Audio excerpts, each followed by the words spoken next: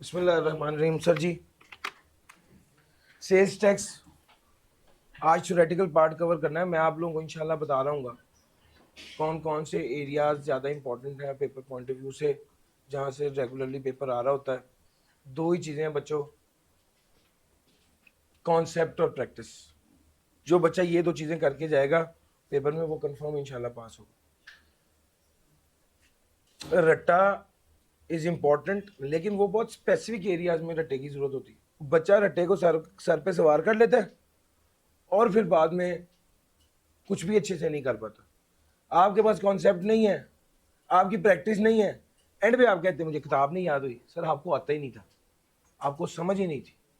मैं ये कह रहा हूँ कि जिस बच्चे का कॉन्सेप्ट ठीक है और जिस बच्चे की प्रैक्टिस ठीक है, वो बच्चा पेपर निकाल लेता है, चाहे उसको ना भी याद हो। तो याद तो बहुत लिमिटेड एरिया आपने करना है। मैंने व्हाट टू क्रैम के नाम से वीडियोस बनाई हुई हैं, वो वीडियोस आप देखें, आपको पता चले कि एक चैप्टर में लिमिटेड जगह हैं जो जिसको आपने क्रैम करना, लेकिन समझनी हर चीज़ है। और पेपर में अक्सर और बेशतर सवाल आ ही इस तरह रहे होते हैं कि अगर आपकी समझ ठीक है तो आप वो कर लेंगे। यहां पर भी मेरा फोकस यही है। अब सेल्स टैक्स में थ्योरेटिकली जो सवाल पूछे जाते हैं उसमें भी अक्सर कॉन्सेप्ट ही टेस्ट हो रहा होता है। ये सप्लाई होगी या नहीं होगी, वैल्यू ऑफ सप्लाई क्या होगी। अब ये कॉन्सेप्ट्स हैं।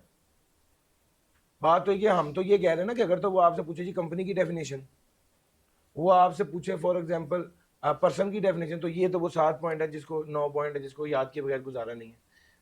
यस, ऐसी चीज़ें भी हैं, लेकिन ये पिछली 3 से 4 अटेम्प्ट में कभी भी 15% से ज़्यादा नहीं पूछी। तो 15% पेपर जो है ना वो आपके पास या फेल का फैसला नहीं कर सकता। ये तो सब में वो 80-85% पेपर है जो ये डिटरमिन करेगा कि आपने क्या परफॉर्म किया। और वो 80-85% पेपर कॉन्सेप्ट होगा, जिसको कॉन्सेप्चुअली जो बच्चा अच्छा होगा और जिसने प्रैक्टिस की होगी, वो ये पेपर निकाल लेगा। सिंपल अप्रोच ही है। सर सेल्स टैक्स की बात करने लगा हूँ। सेल्स टैक्स चैप्टर नंबर 17 से शुरू करूंगा और आज हम थ्योरेटिकल पार्ट इसका करेंगे, लेकिन कॉन्सेप्ट होंगे सारे जिसको आपको ग्रैब करना होगा। सबसे पहली बात है, सेल्स टैक्स के नाम से तो लगता है कि सेल्स टैक्स सिर्फ सेल्स पे लगता है, लेकिन सेल्स टैक्स सिर्फ सेल्स पर नहीं लगता। सेल्स टैक्स इंपोर्ट पे भी लगता है, सेल्स टैक्स जब एक्सपोर्ट पे भी लगता है, सेल्स टैक्स प्रोडक्शन पे भी लगता है, सेल्स टैक्स मैन्युफैक्चरिंग पे भी लगता है, सेल्स टैक्स कंजम्पशन पे भी लगता है। तो सेल्स टैक्स इन सारी चीज़ों पर लागू होता है। Extent and application of sales tax act 1990। Sir, extent and applicability of sales tax act 1990। Sales tax act 1990 कहां पर लागू होगा? पूरे पाकिस्तान पे लागू होगा। सेल्स टैक्स से मुराद क्या है? हर वो टैक्स जो कि सेल्स टैक्स एक्ट 1990 के मुताबिक लागू होता है उसे सेल्स टैक्स कहते हैं। नाम जो भी हो, टैक्स हो, एडिशनल टैक्स हो, डिफॉल्ट सरचार्ज हो, फाइन हो, पेनल्टी हो, फी इम्पोज, एनी अदर पेबल, कुछ भी हो, वो सेल्स टैक्स कहलाए। Taxable supply. टैक्सेबल सप्लाई वो सप्लाई जिस पे टैक्स लगना है वो टैक्सेबल सप्लाई है। मैं आपको 5 बुनियादी बातें बताने लगा हूं, बस ये 5 बातें आपको पता होंगी तो आप सेल्स टैक्स को समझ सकते हैं। उसके अलावा आप सेल्स टैक्स को समझ ही नहीं सकते। सबसे पहली बात है, जब आप कोई चीज बेचते हैं, जब आप कोई चीज बेचते हैं, लेट्स से 200 रुपए की कोई चीज बेचते हैं, तो उस पर 18 रुपए का 18% के हिसाब से 36 रुपए का टैक्स चार्ज करते हैं। जब आप कोई चीज बेचते हैं तो उस पर सेल्स टैक्स चार्ज करते हैं। ये जो सेल्स टैक्स आप कस्टमर से वसूल करते हैं, कस्टमर को चार्ज करते हैं, ये टैक्स आपने एफबीआर को जमा कराना होता है। इस टैक्स को आउटपुट टैक्स कहते हैं। समझ गए? जब आप कोई चीज बेचते हैं तो सेल्स टैक्स चार्ज करते हैं कस्टमर को, ये वाला सेल्स टैक्स आपने एफबीआर को जमा करवाना होता है। इसको क्या कहा जाता है? Output tax. जब आप कोई चीज खरीदते हैं तो सेल्स टैक्स पे करते हैं जिससे खरीदते हैं, और ये वाला सेल्स टैक्स आप जब पे करते हैं तो ये आपने एफबीआर से वापस लेना होता है। सो टेक्निकली आउटपुट टैक्स वो टैक्स है जो आपने एफबीआर को जमा करवाना है, और इनपुट टैक्स वो टैक्स है जो एफबीआर से वापस लेना है। तो जब इसका हिसाब करते हैं, आउटपुट माइनस इनपुट करते हैं, तो जो बाकी रह जाता है वो आपने एफबीआर को जमा करवाना होता है। जो बाकी रह जाता है वो आपने एफबीआर को जमा करवाना होता है। इसे सेल्स टैक्स कहते हैं। आउटपुट टैक्स वो टैक्स है जो हम कस्टमर को चार्ज करते हैं और एफबीआर को जमा कराना होता है। इनपुट टैक्स वो टैक्स है जो हम कस्टमर को, सप्लायर को पे करते हैं, एफबीआर से वसूल करते हैं। सो एक तरफ ये पेबल होता है, एक तरफ ये एडजस्टमेंट होती है, ये कर लेते हैं तो ये बकाया आ जाता है, ये सेल्स टैक्स पेबल होता है। चीजें तीन तरह की होती हैं। एक को कहते हैं टैक्सेबल। टैक्सेबल गुड्स वो गुड्स है जिस पे आउटपुट चार्ज भी होता है और इनपुट क्लेम भी होता है। लेकिन कुछ ऐसी चीजें जिन पे एफबीआर वाले खास तौर पे चाहते हैं, रियायत करते हैं, जैसे कि एक्सपोर्ट है। इस केस में क्या होता है, आउटपुट चार्ज नहीं करते, इनपुट क्लेम करते हैं। यानी एफबीआर कस्टमर को 200 रुपए पर 36 रुपए का टैक्स चार्ज नहीं किया, लेकिन जो 100 रुपए की चीजें आपने खरीदी थी उस पर 18 रुपए का टैक्स जो दिया था उसको 18 रुपए क्लेम कर लेंगे। तो ये क्या हो जाता है, ये जीरो रेटेड आइटम है, आउटपुट चार्ज नहीं होता, इनपुट क्लेम होता है। अब जाहिर बात है जब आउटपुट चार्ज ही नहीं होगा और सिर्फ इनपुट क्लेम होगा तो यहां पर तो हमेशा सिर्फ क्या आएगा, रिफंडेबल ही आएगा। जब आपने एफबीआर को कुछ देना ही नहीं है और एफबीआर से सिर्फ लेना ही है तो फिर क्या होगा, रिफंडेबल ही मिलेगा। सर केस नंबर 3 है, गुड आइटम 3 है, ये वो है ना, ये इसका सेल्स टैक्स से कोई लेना देना है ही नहीं, ना आउटपुट चार्ज होगा ना इनपुट। ये वो आइटम है जिसका सेल्स टैक्स से कोई लेना देना है ही नहीं। तो 5 बुनियादी बातें आपको पता होनी चाहिए। आउटपुट टैक्स क्या है, इनपुट टैक्स क्या है, टैक्सेबल गुड्स क्या है, जीरो रेटेड गुड्स क्या है और एग्जेम्प्ट गुड्स। ये 5 बुनियादी बातें आपको पता होनी चाहिए। सर कुछ डेफिनेशंस हैं। इंपोर्टर वो जो गुड्स पाकिस्तान में लेके आता है, इंपोर्ट करता है। मैन्युफैक्चरर वो जो चीजों को मैन्युफैक्चर करता है और जो क्या काम कर रहा है, ABCD RPM कर रहा है। क्या कर रहा है सर,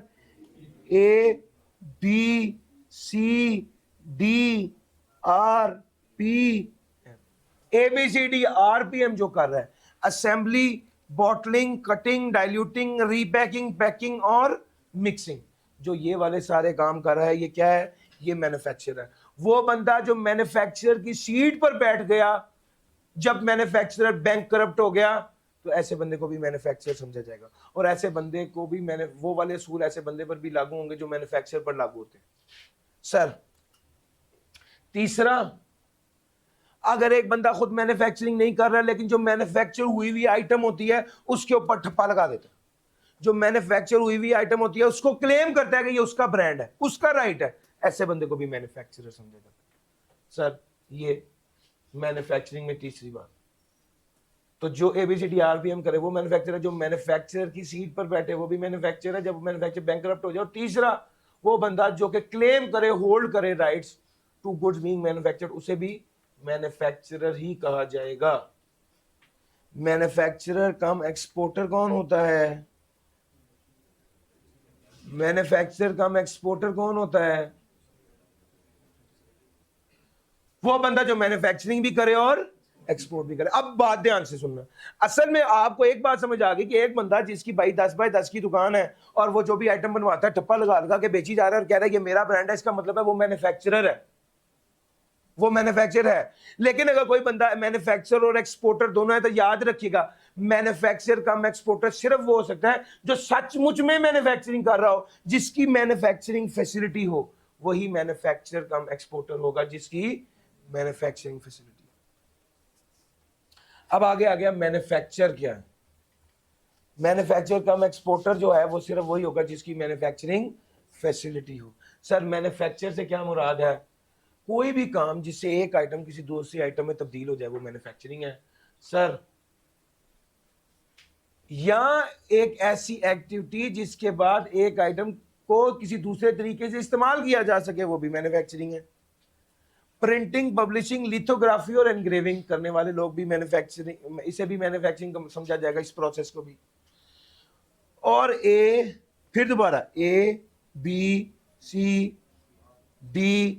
RPM, ये भी क्या है, ये भी मैन्युफैक्चर की डेफिनेशन में फॉल करता है।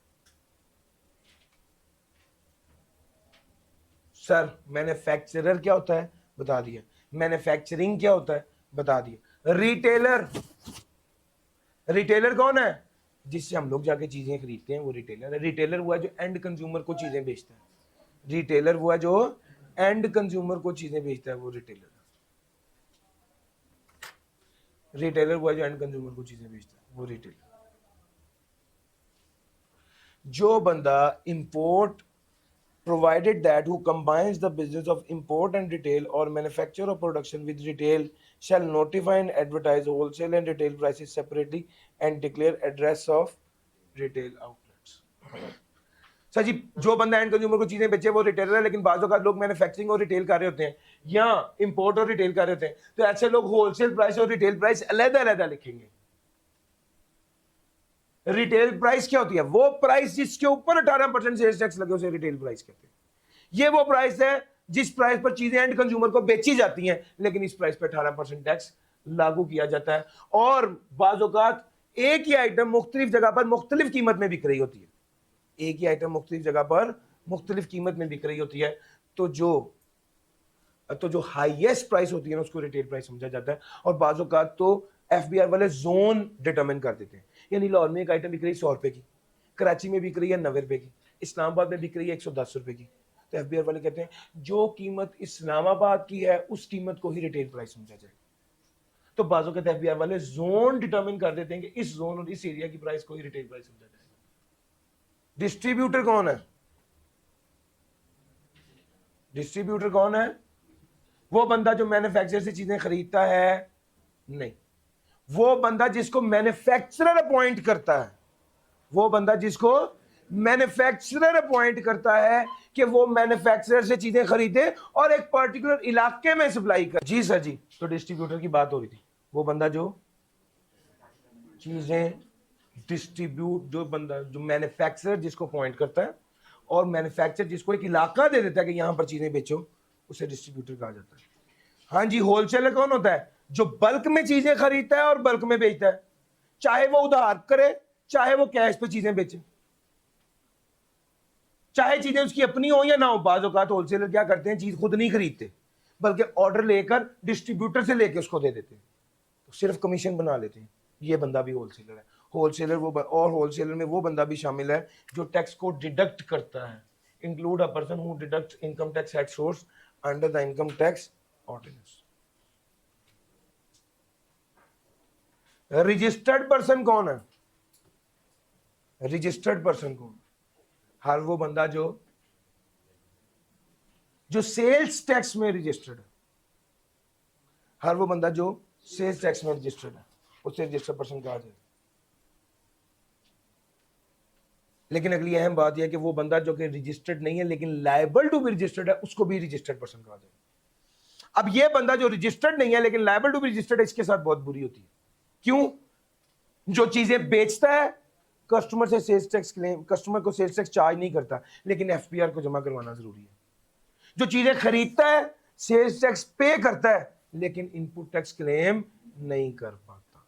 ये है सर रजिस्टर्ड पर्सन में ये दोनों चीजें।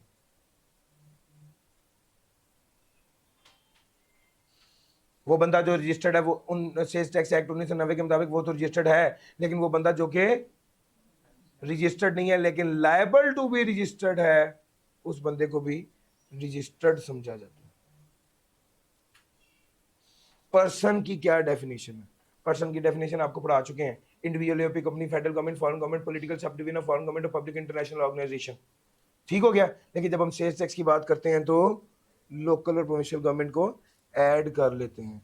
टैक्सेबल एक्टिविटी, ये एक अहम डिस्कशन है। टैक्सेबल एक्टिविटी क्या है? वो एक्टिविटी जिस पर सेल्स टैक्स लगना उसे टैक्सेबल एक्टिविटी कहते हैं। सर कोई भी एक्टिविटी जिसका ताल्लुक बिजनेस से, ट्रेड से या मैन्युफैक्चरिंग से है, कोई भी एक्टिविटी जिसका ताल्लुक गुड्स के बेचने या सर्विसेज के प्रोवाइड करने से है, कोई भी एक्टिविटी जिसका ताल्लुक ट्रेड से है, रेगुलर ना हो, वन ऑफ हो तो भी, कोई भी एक्टिविटी जिसका ताल्लुक इकोनॉमिक एक्टिविटी के शुरू होने पर या खत्म होने पर है, तो वो टैक्सेबल एक्टिविटी है। लेकिन टैक्सेबल एक्टिविटी में क्या शामिल नहीं है? बट डज नॉट इंक्लूड, क्या शामिल नहीं है? Point number 1, activities of employ providing services in that capacity to employ. Employ की activities in that capacity to employer, but does not include, इसमें क्या शामिल नहीं? इसमें क्या शामिल नहीं है?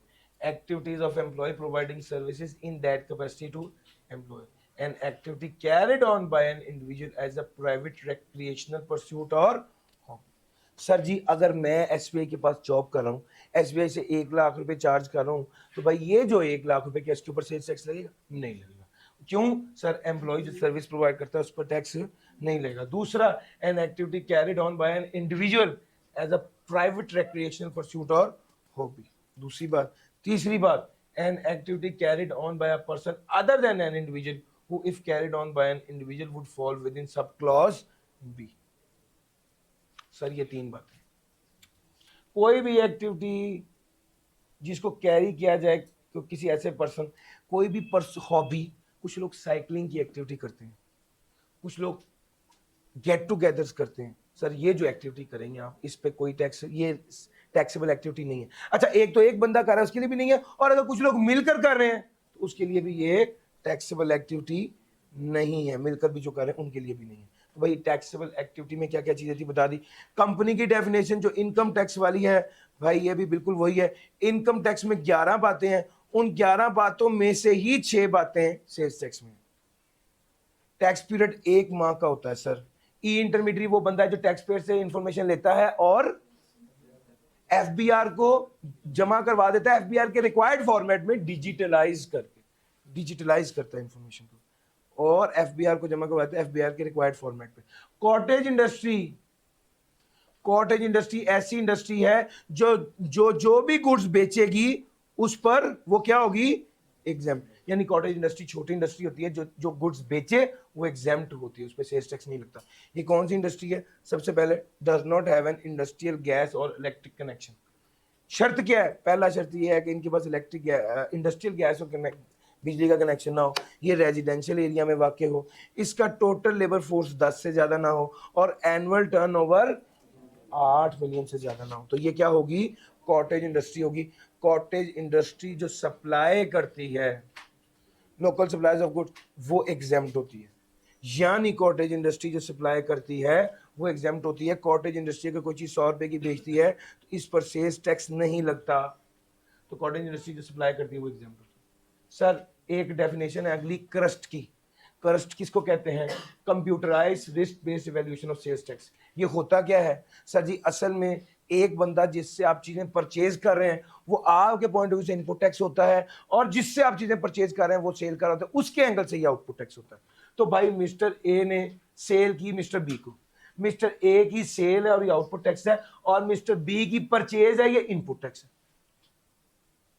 भाई एक बंदा खरीदने वाला और एक बेचने वाला है, तो जिसका आउटपुट टैक्स एक आउटपुट टैक्स बी, ए का आउटपुट टैक्स बी के इनपुट टैक्स से क्या करेगा? सेम होगा ना। ये एक सिस्टम बना दिया एफबीआर वालों ने जिसका नाम है क्रस्ट। ये क्या करता है? ये ए के आउटपुट को बी के इनपुट के साथ क्या करेगा?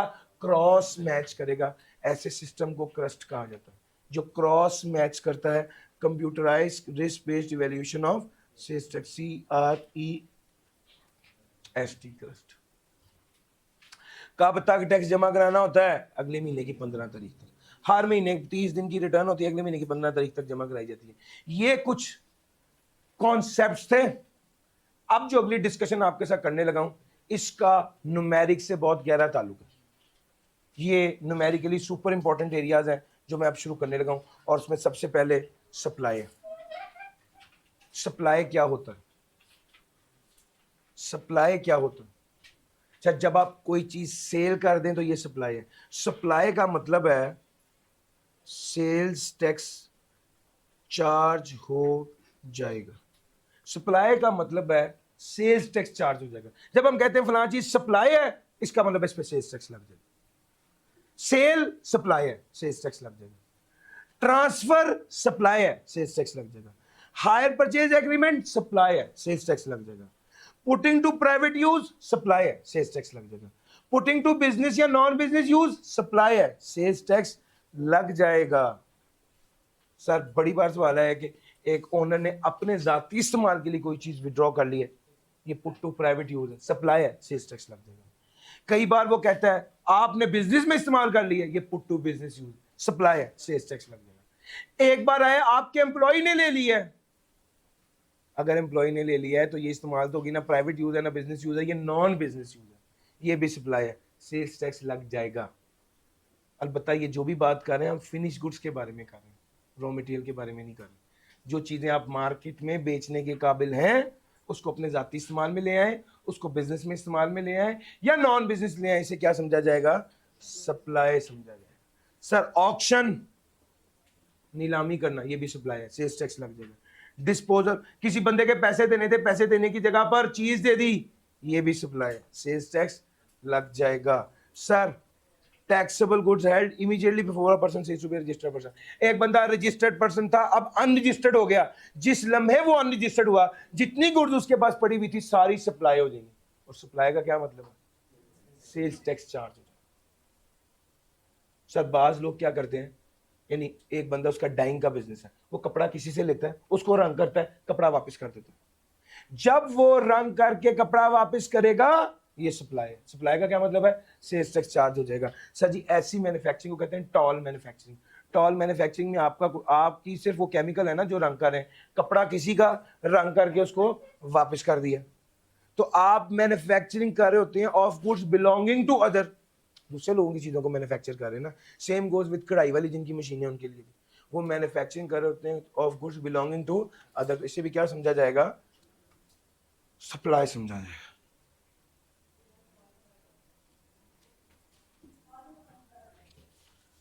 उसके अलावा बोर्ड जिस चीज के बारे में कहते हैं कि सप्लाई, उसे भी सप्लाई समझा जाएगा। अब आपको यह समझ आ गई कि सप्लाई क्या है। न्यूमेरिकल में काफी ज्यादा टेस्ट होना है इसमें। अब अगली बात है वैल्यू ऑफ सप्लाई क्या है। सप्लाई हो गई, सेल्स टैक्स लग गया, अगला सवाल ये किस वैल्यू पे सेल्स टैक्स लगेगा?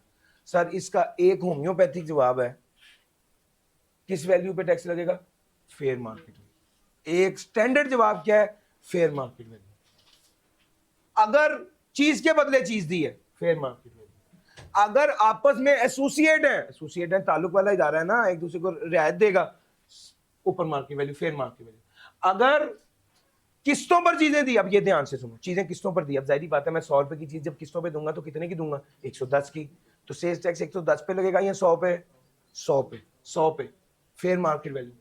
अगर डिस्काउंट दिया गया है, डिस्काउंट दिया गया है तो क्या देखा जाएगा? ट्रेड डिस्काउंट है या कैश डिस्काउंट है? कैश डिस्काउंट को सेल्स टैक्स वाले नहीं मानते, ट्रेड डिस्काउंट को मानते हैं। डिस्काउंट की दो शर्तें हैं। शर्त नंबर 1, ये वाला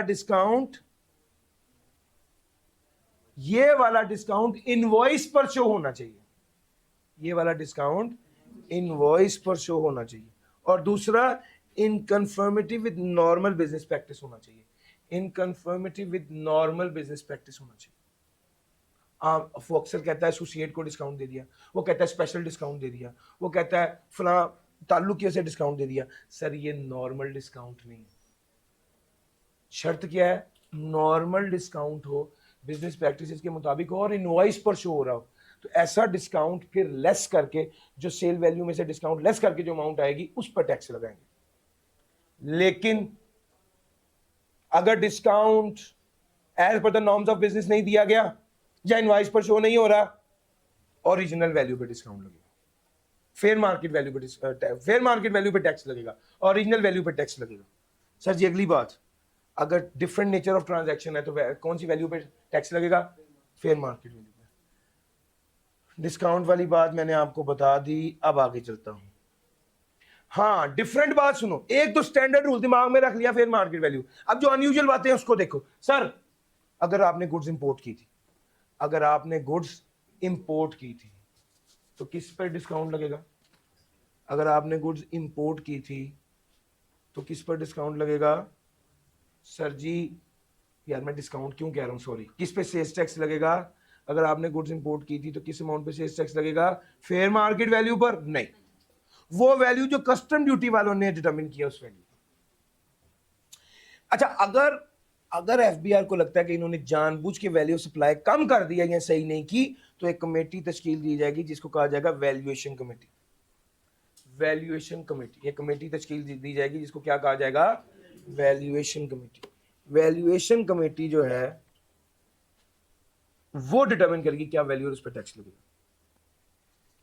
वो कहता है if goods other than taxable goods are supplied to registered person for processing, अगर गुड्स हैं और वो अदर देन टैक्सेबल गुड्स है और उन्हें सप्लाई किया जाता है रजिस्टर्ड पर्सन को प्रोसेसिंग के लिए, तो क्या क्या होगी supply? Open market price of supply. अगर अदर देन टैक्सेबल गुड्स भी हैं और प्रोसेसिंग के लिए दी गई हैं, तो जो आपने प्रोसेसिंग किया आपने तो उस वैल्यू पे टैक्स लगाना है ना। अगर आपने वापडा से बिजली खरीदी, अब ये भी बात सुन लो, अगर वापडा से बिजली खरीदी है तो एनर्जी चार्जेस पर सेल्स टैक्स लगता है, और अगर वापडा के अलावा किसी और से बिजली या गैस खरीदी है तो बिल की अमाउंट पे टैक्स लगता है। यार मेरा पॉइंट समझ आ रहा है? इस चीज को भी नोट कीजिए। गाड़ी खरीदी और बेची, वो कहता है अगर आपने गाड़ी खरीद कर बेची है तो जितनी वैल्यू एडिशन किया उस पर टैक्स लगेगा। आपने खरीदी 26 लाख की, आपने बेची 35 लाख की, वैल्यू एडिशन कितनी है? 9 लाख। इस 9 लाख पे 18% सेल्स टैक्स लगेगा। अच्छा जी, रिटेल टैक्स, सर जी बाकी सारे टैक्स शामिल होते हैं तो फिर उसके बाद सेल्स टैक्स लगता है, लेकिन रिटेल टैक्स सेल्स टैक्स के भी बाद लगता है।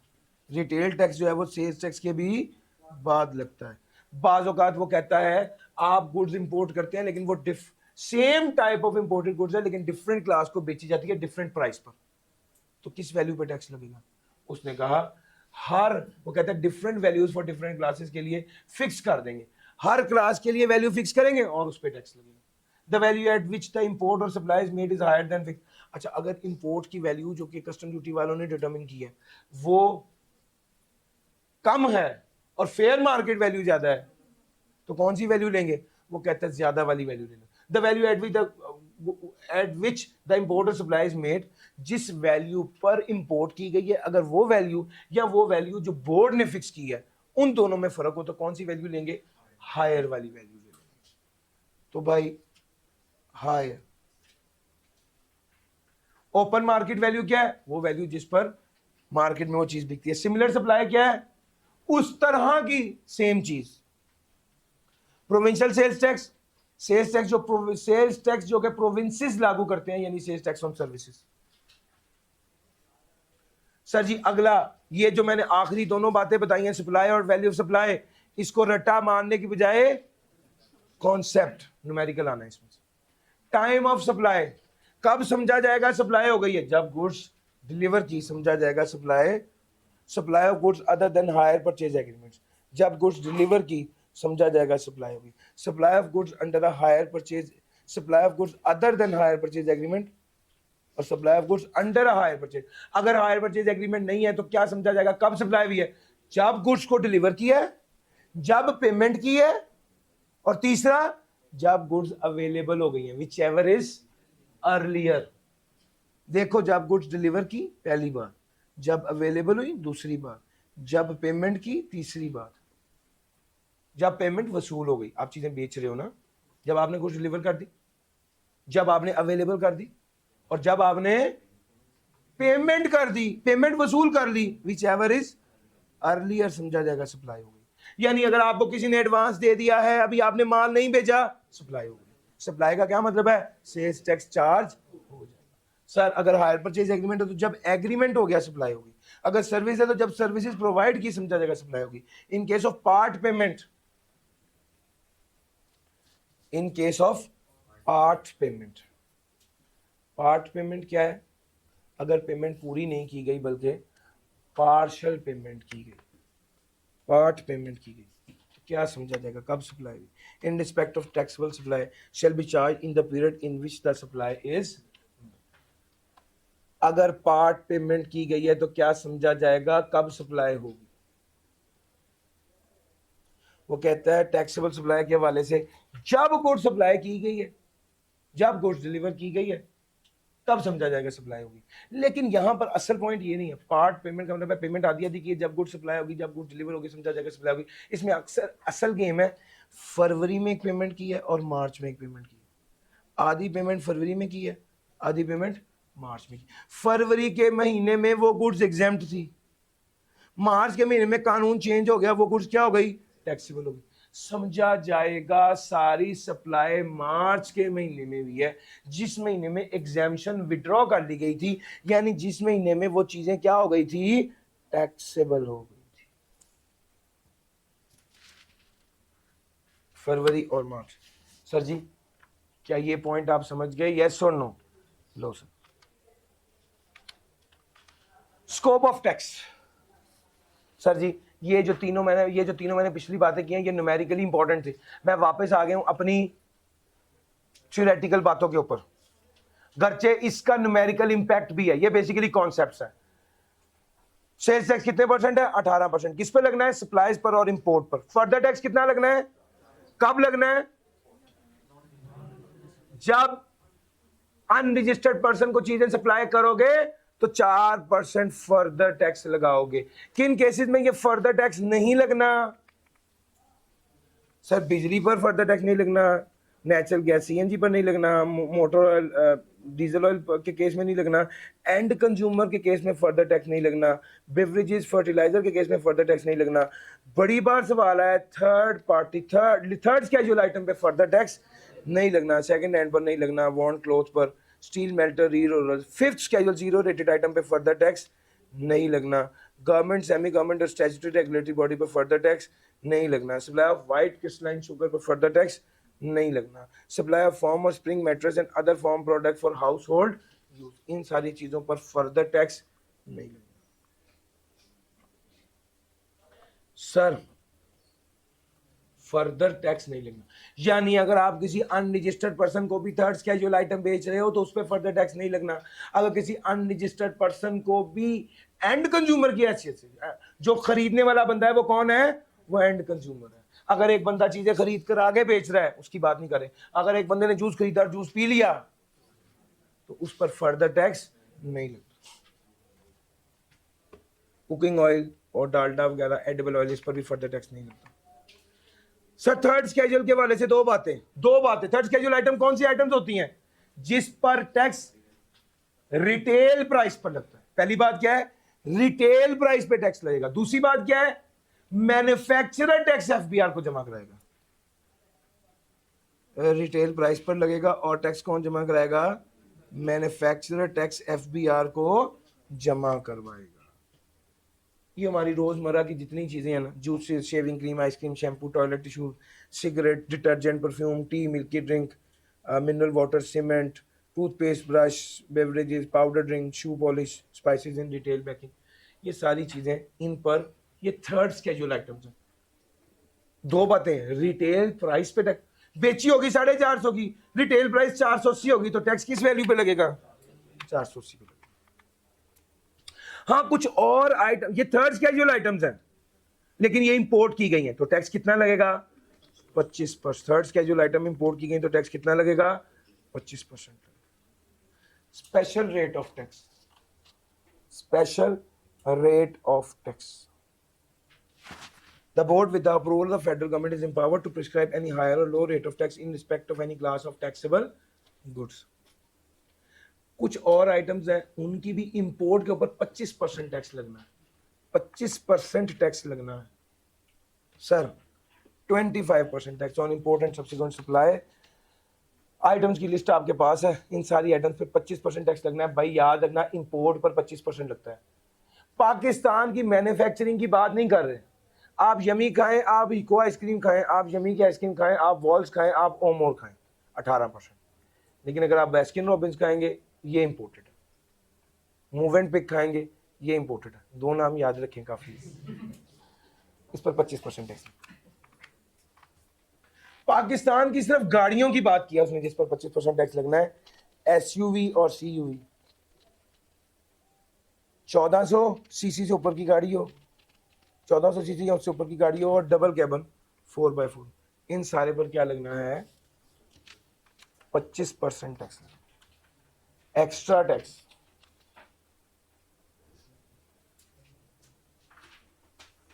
सर 18% टैक्स तो लगना ही लगना है ना। उसके अलावा भी बोर्ड के पास पावर है कि जिस गुड्स पर, जिस बंदे पर, जिस मोड में, जिस मैनर में, जिस तरह गवर्नमेंट चाहे उस तरह टैक्स लागू कर सकती है 18% से ज्यादा। लेकिन जो 18% से ज्यादा करेगी वो मैक्सिमम कितना हो सकता है? 18%। यानी 18% के अलावा जो टैक्स है वो भी एक्स्ट्रा टैक्स होगा और वो कितना होगा? ज्यादा से ज्यादा 18%। Capacity tax, the board may levy and collect tax on the following basis. Board लागू करेगा टैक्स, बोर्ड लागू करेगा और कलेक्ट करेगा tax on the following basis. Sir कौन कौन सी बेसिस है? कैपेसिटी की बेस पर टैक्स लगेगा, और fix basis from any person who is in a position to collect such tax due to the nature of business, capacity tax. उसके बाद आ गया टैक्स ऑन रिटेलर्स। क्या रिटेलर पे भी टैक्स लगेगा? The answer is yes, 18%। बड़े retailer का तो मुझसे नहीं, हाँ ये जो छोटा रिटेलर है इस पर बिजली के बिल के जरिए टैक्स लग जाएगा। अगर उसका बिजली का बिल 20,000 तक है तो 5%, अगर उसका बिजली का बिल 20,000 से ज्यादा है तो 7.5% टैक्स लगेगा। और the electricity supplied shall deposit the amount so collected directly without adjusting. Sir ji ये जो छोटे रिटेलर पर टैक्स लगना है, इसके अलावा 18% और 4% फर्दर टैक्स तो लगना ही है, लेकिन बिजली के बिल के जरिए उस पर टैक्स लग जाता है। Tax on steel product. Sir ji हमने आपको कहा था प्रोडक्शन पे भी सेल्स टैक्स लगता है, यस ये उसकी एग्जांपल है। सर स्टील प्रोडक्ट्स पे टैक्स लगेगा, किस बेस पर? प्रोडक्शन कैपेसिटी देखी जाएगी और एक्चुअल प्रोडक्शन देखी जाएगी। इन दोनों में से जो हायर है उस पर टैक्स लगेगा। एक्चुअल प्रोडक्शन और प्रोडक्शन कैपेसिटी, इन दोनों में से जो हायर है उस पर टैक्स लगेगा।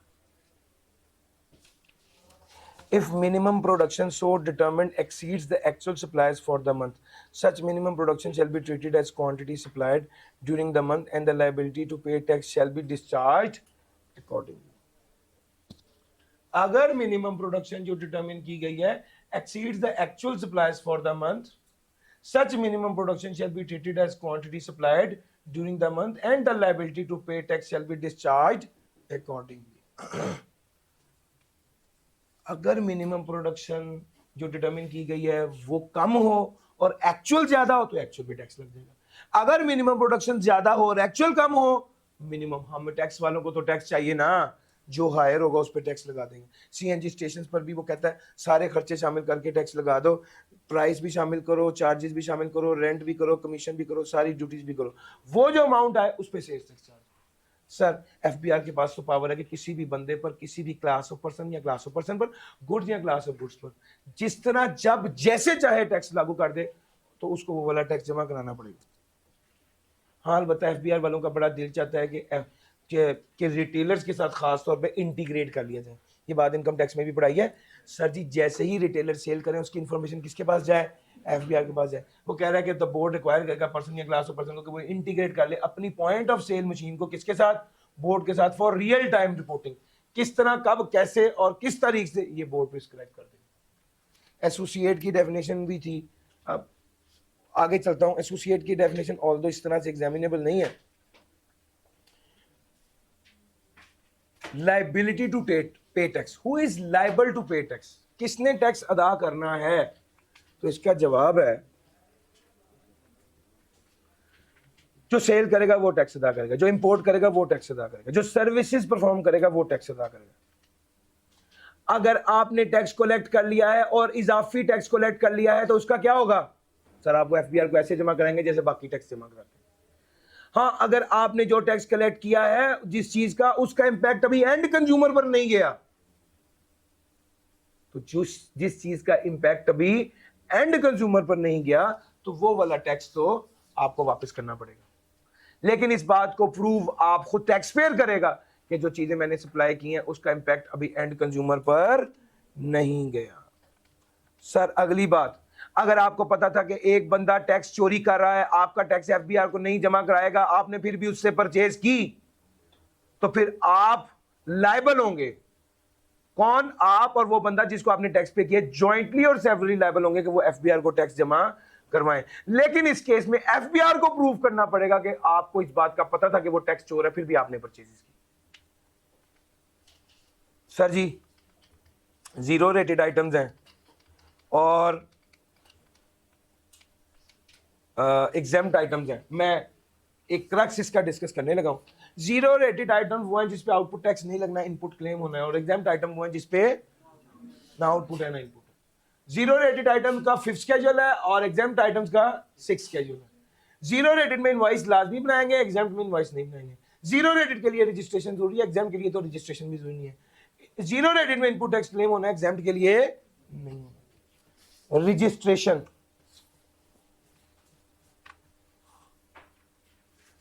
रजिस्ट्रेशन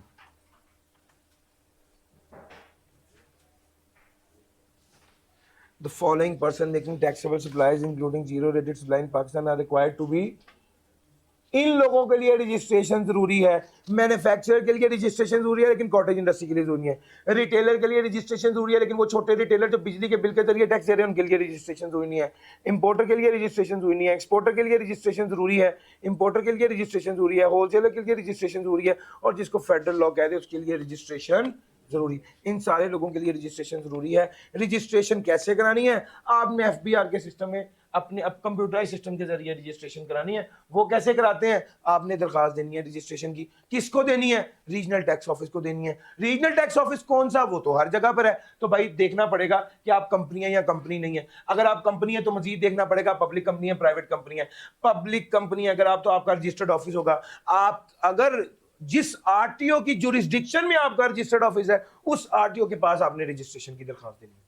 सवाल यह है कि किस आरटीओ के पास रजिस्ट्रेशन की दरखास्त देनी है।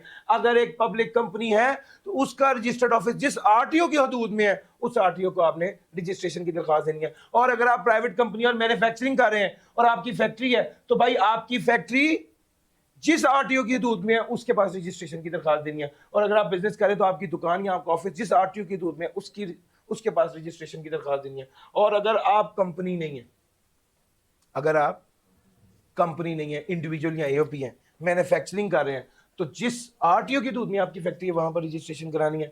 और अगर आप मैन्युफैक्चरिंग नहीं कर रहे अदर देन, तो where business carried other than manufacturing है तो जहां पर बिजनेस कर रहे हैं वो जिस आरटीओ की दूध में उसको वेयर बिजनेस कैरिड ऑन, वो तो कहता है भाईजान where the business is carried on, जहां पर बिजनेस किया जा रहा है वो जिस आरटीओ की दूध में है वहां पर आपने रजिस्ट्रेशन करानी। अच्छा जी, करा दी। अब आगे क्या करेंगे? डॉक्यूमेंट्स जमा कराने हैं। डॉक्यूमेंट्स कौन कौन से जमा कराने हैं? Sir bank certificate, bank account का सर्टिफिकेट है, बिजली गैस के बिल हैं, सर कवाइफ कागजात जमा कराने हैं ना। रजिस्ट्रेशन कराने के लिए एप्लीकेशन के साथ डॉक्यूमेंट्स भी लगाने हैं। कौन से डॉक्यूमेंट्स हैं? अकाउंट सेविंग्स अकाउंट सर्टिफिकेट है, गैस और बिजली का बिल है, और अगर आपकी एक से ज्यादा ब्रांचेज हैं तो हर ब्रांच की डिटेल है। GPS tagged photograph of business premises है, यानी आपने बाकायदा लोकेशन भेजनी है कि आपका कहां पर ऑफिस है। अगर कोई बंदा मैन्युफैक्चरर है तो GPS tagged photographs of machinery and industrial electricity और gas meter. In case of an individual AOP and company having one shareholder, अगर कोई इंडिविजुअल है, एओपी है या कंपनी है जिसका सिर्फ एक ही शेयर होल्डर है या मेंबर है, other than manufacturer, a balance sheet indicating the amount of business capital with corresponding assets in the bank, amount attributable to partners with percentage। वो कहता है अगर इंडिविजुअल या आईओपी है और कंपनी है जिसका एक ही शेयर होल्डर या मेंबर है other than manufacturer, a balance sheet indicating the amount of business capital with corresponding assets in the bank, amount attributable with partners. Sir ji, अगर आपकी इंडिविजुअल एओपी है और कंपनी जिसका एक ही शेयर होल्डर है अदर देन मैन्युफैक्चरर है, उसने बाकायदा बिजनेस कैपिटल की balance sheet, accounts with asset, और ये भी बताएगा कि मेरे पास टोटल इन्वेस्टमेंट कितनी है और वो इन्वेस्टमेंट या कैपिटल जो है वो बैंक में कहां कहां पर है। यानी मुझे मेरे पास 50 करोड़ की इन्वेस्टमेंट है, किस किस पार्टनर ने कितने कितने इन्वेस्ट किए और ये कहां कहां पर लगे हुए हैं पैसे, कितने बैंक में पड़े हैं, कितने के एसेट्स हैं, कितने का क्या है, वो सारी डिटेल आपको प्रोवाइड करनी पड़ेगी। ये सब कुछ प्रोवाइड करेंगे तो आपको क्या कर दिया जाएगा? कंप्यूटराइज सिस्टम के जरिए रजिस्टर कर दिया जाएगा। और एक बार जब आप रजिस्टर हो गए तो उसके 1 माह के अंदर आपने नादरा से बायोमेट्रिक करा लेनी है। नादरा से बायोमेट्रिक, अगर आपने बायोमेट्रिक नहीं कराई तो अच्छा भला आपको रजिस्टर कर दिया था, रजिस्ट्रेशन खत्म कर देंगे। और अगर मैन्युफैक्चरर है तो बोर्ड रिक्वायर करेगा post verification through field officer और a third party authorised by the board. Sir in case of manufacture board require करेगा post verification through field officer.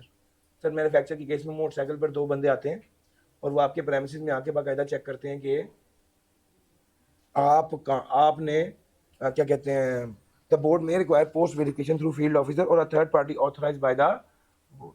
Sir वो कहते हैं मैन्युफैक्चर के केस में बोर्ड रिक्वायर करेगा post verification. वो 2 बंदे मोटरसाइकिल पर आते हैं और वो चेक करते हैं कि जो कवाइफ आपने दिए थे और जो बातें आपने कही हैं क्या सब कुछ वैसा ही है। अगर उन्होंने चेक किया और नतीजा निकाला कि नहीं आपने कुछ झूठ बोला है या कोई कवाइफ नहीं दी है या कोई गलत इन्फॉर्मेशन है तो वो कहेगा इसको ठीक करें।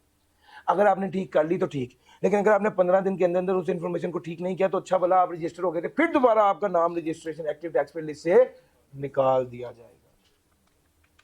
सर इस तरह से आप रजिस्टर हो गए। और अगला पॉइंट जो है, ये जो अब मैं पॉइंट्स बताने लगा हूं खास तौर पे थ्योरेटिकली बहुत इंपॉर्टेंट है। अब अगली बात करने लगा हूं, कॉन्सेप्ट डेवलप करना असल टास्क है मेरा, असल टारगेट है कि आपको दिमाग में कॉन्सेप्ट आ जाए। सर जी एक बंदा है जिसने प्लांट एंड मशीनरी को इंपोर्ट किया, एक बंदा जिसने प्लांट एंड मशीनरी को इंपोर्ट किया, उसने जब इंपोर्ट किया तो सेल्स टैक्स पे किया, वो चाहता था कि सेल्स टैक्स को क्लेम करें। अब उसे पता चला कि सेल्स टैक्स को क्लेम करने के लिए तो उसे क्या होना पड़ेगा, रजिस्टर होना पड़ेगा। उसने कहा अच्छा चलो मैं रजिस्टर हो जाता हूं। जब वो रजिस्ट्रेशन के प्रोसेस में घुसा तो उसे पता चला कि जीपीएस टैग्ड फोटोग्राफ चाहिए। प्लांट एंड मशीनरी की जीपीएस टैग फोटोग्राफ वो कहां से लाए, वो तो इंपोर्ट हो रहा है। मेरा पॉइंट समझ आ रहा है? यहां पे गेम फंस गई। अब क्या करें कि भाई वो प्लांट एंड मशीनरी इंपोर्ट कर रहा था, सेल्स टैक्स पे किया, सेल्स टैक्स क्लेम करना था, रजिस्टर हो गया, जीपीएस टैग फोटोग्राफ ही नहीं है, वो आ ही नहीं सकती। वो तो तब आएंगी ना जब प्लांट एंड मशीनरी आपकी फैक्ट्री में आके लग जाएगी, तो फिर आप बताएंगे कि यहां पर मेरी फैक्ट्री है और ये, तो जब प्लांट एंड मशीनरी आपकी अभी इंपोर्ट हो रही है तो फिर तो ये वाला काम नहीं हो सकेगा। इस केस में ये एक पोजीशन ऐसी आ गई थी जहां पर एक कॉन्सेप्ट आया टेम्पररी रजिस्ट्रेशन।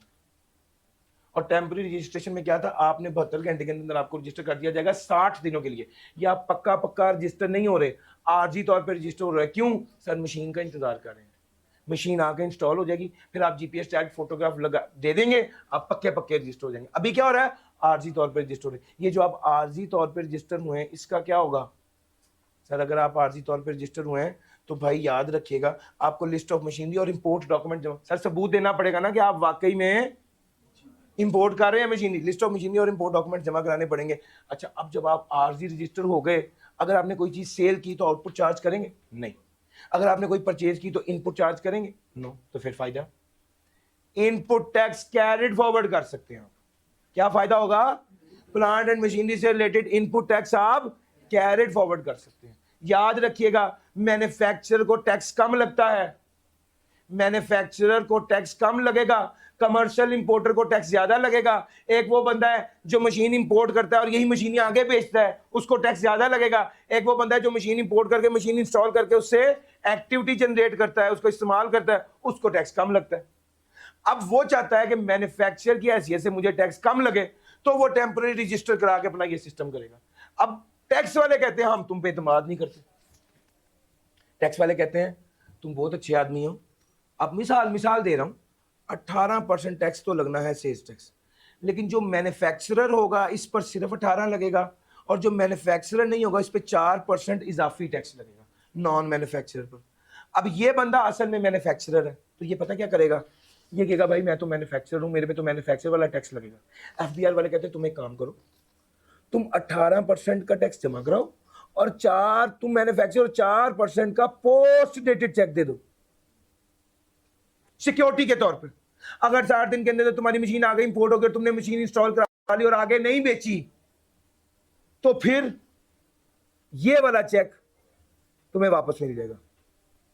लेकिन अगर तुमने झूठ बोला और मशीन आगे भेज दी और 2 नंबरी की, तो ये वाला चेक क्या हो जाएगा, एन कैश हो जाएगा। बस ये ट्रिकी बात है जो इसमें लिखी हुई है, बाकी सारा कुछ मैंने आपको बता दिया, इससे ज्यादा इसमें कुछ नहीं। ये क्या है, ये टेम्पररी रजिस्ट्रेशन की सारी स्टोरी मैंने आपको सुनाई। अब आगे चल रहा हूं, कंपल्सरी रजिस्ट्रेशन। कंपल्सरी रजिस्ट्रेशन क्या है सर जी?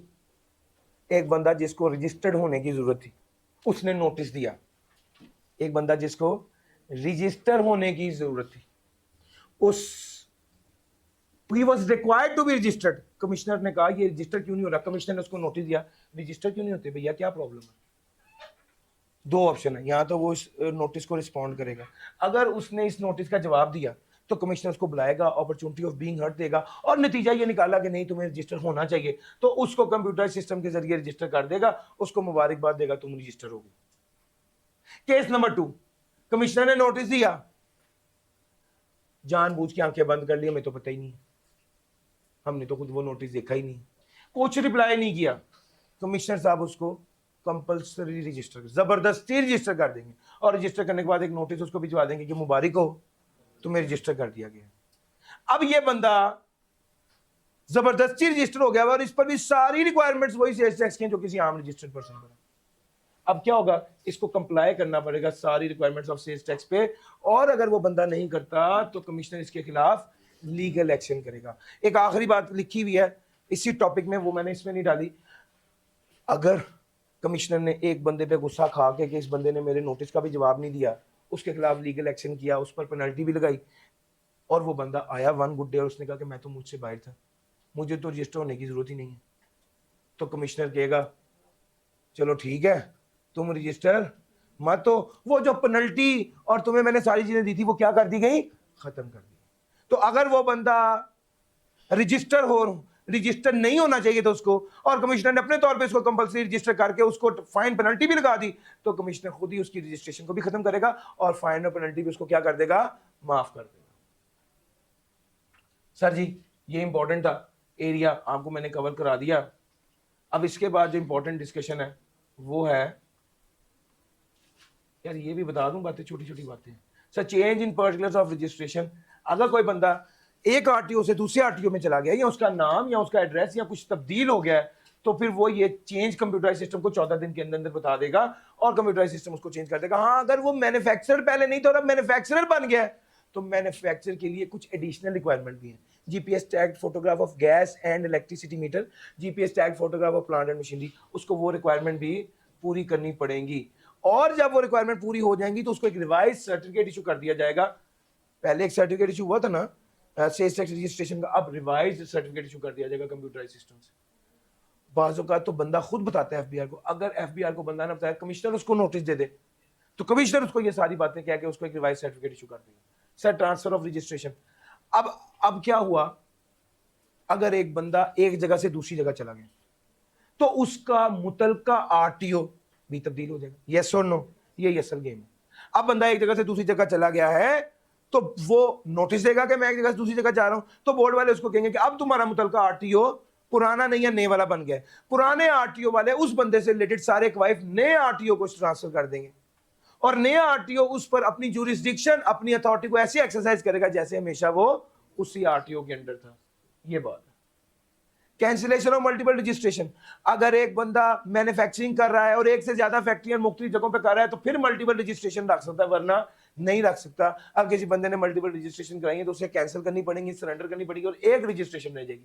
अब अगर 2 आरटीओ में रजिस्ट्रेशन कराई भी है तो एक आरटीओ में रह जाएगी और एक में खत्म हो जाएगी। जिस आरटीओ से रजिस्ट्रेशन खत्म होगी उस आरटीओ से सारे कवायद और सारा रिकॉर्ड उस आरटीओ में भिजवा दिया जाएगा जहां पर रजिस्ट्रेशन रह गई है, बरकरार है। यानी उसने एक जगह लिखा हुआ है रजिस्ट्रेशन सरेंडर्ड से उस जगह पे जहां पे रजिस्ट्रेशन रिटेन्ड। यार मेरा पॉइंट समझ आ रहा है? तो ये, और जब रजिस्ट्रेशन कैंसिल हुई है, क्या इसका ये मतलब नहीं कि उसकी लायबिलिटीज में कोई तब्दीली आई है या राइट्स में कोई तब्दीली आई है, उसके राइट्स लायबिलिटी में कोई तब्दीली नहीं आएगी। सर जी अब ये रजिस्ट्रेशन वाली बात हो गई और अब मैंने आगे चलना है। जो बंदा रजिस्टर्ड नहीं होगा उसके साथ क्या किया जाएगा, coercive action for non registration.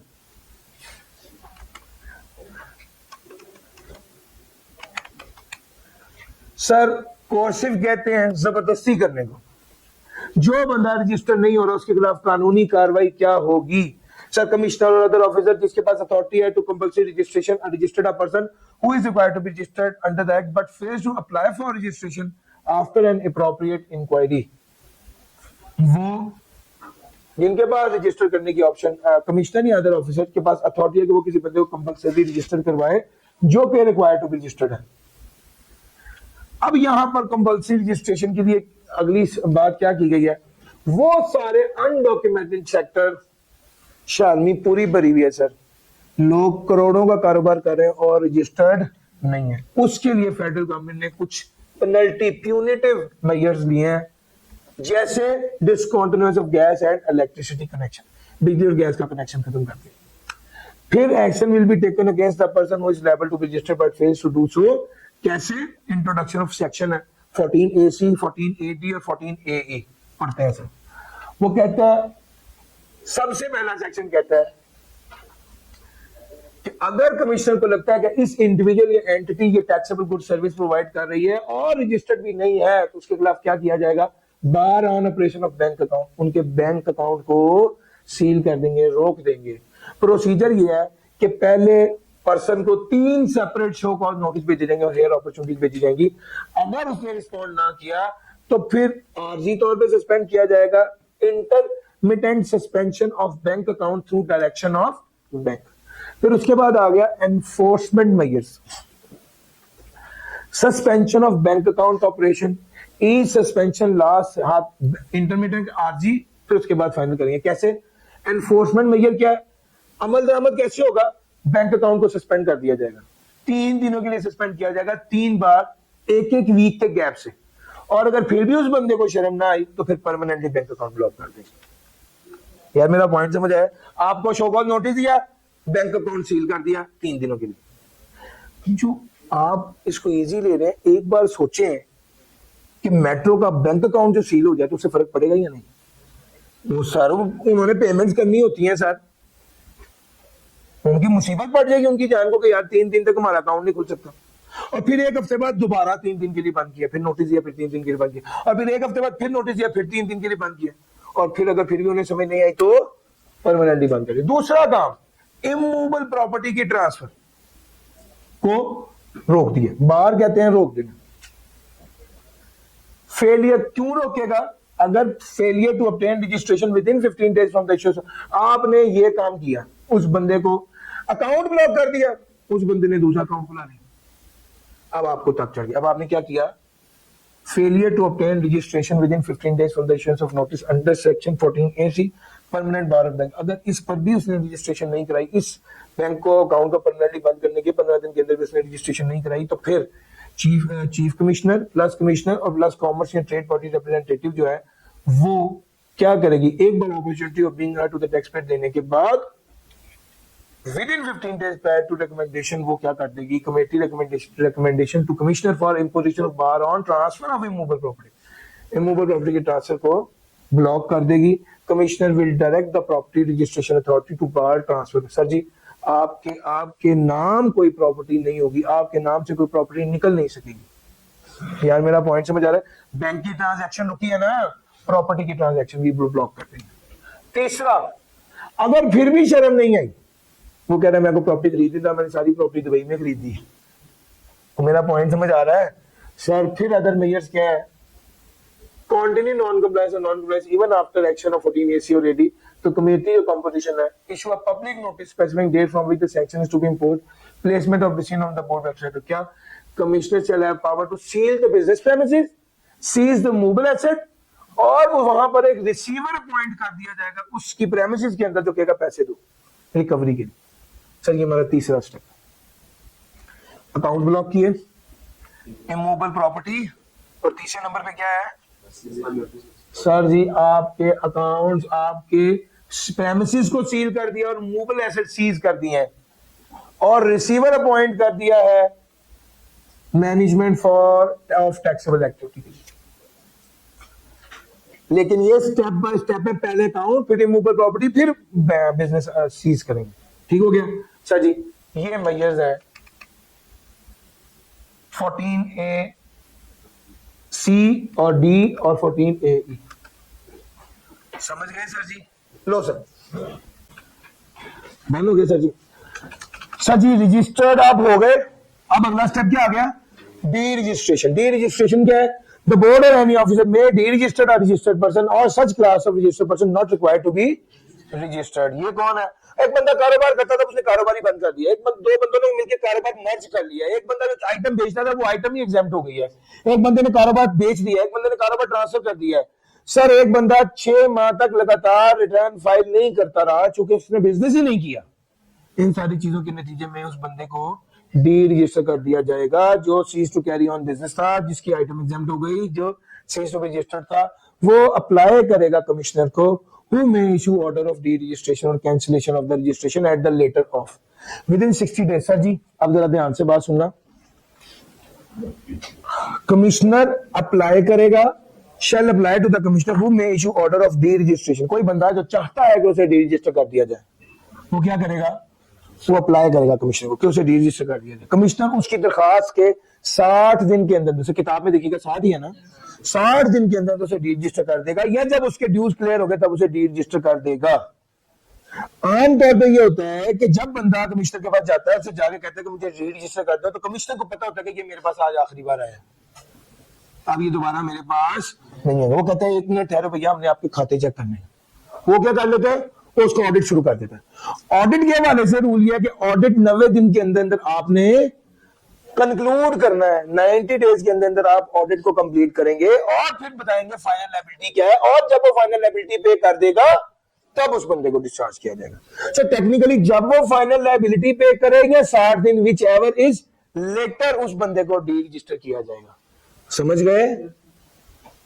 वो समझोगे नहीं समझे? चलूं आगे। The person apply for de-registration shall be, ये तब तक de-register, वो बंदा कहता है मुझे de-register कर दो, उन्होंने कहा डॉक्यूमेंट्स, उसने कहा डॉक्यूमेंट्स नहीं है, अब de-register भी नहीं करेंगे। सर वो बंदा जिसने 6 माह तक लगातार रिटर्न फाइल नहीं की, उसको भी de-register कर दिया जाएगा, लेकिन कमिश्नर उसको नोटिस देगा इन राइटिंग और उसको अपॉर्चुनिटी ऑफ बीइंग हर्ड देने के बाद उसको de-register करेगा। अब एक बंदा जो रजिस्टर था उसने मेरा 45,000 देना था, अब वो de-register हो गया कि अब भी उसने मेरा 45,000 देना। यस, इसका उससे क्या ताल्लुक है? जो लेन देन है वो तो वैसे ही चलने हैं ना। Sir the obligation and liabilities before deregistration shall not be affected because of cancellation of registration. Sir जी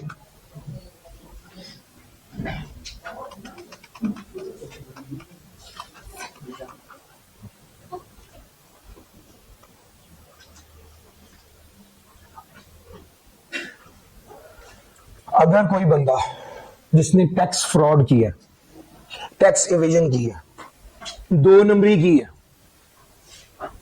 तो कमिश्नर उसको सस्पेंड कर देगा विदाउट नोटिस। थोड़ा सा बात करते हैं सस्पेंशन क्या होती है। एक बंदा है उसको, वो एयरपोर्ट में नौकरी करता था, उसने 50,000 रुपए किसी दूसरे बंदे से पकड़े और उसकी वीडियो वायरल हो गई।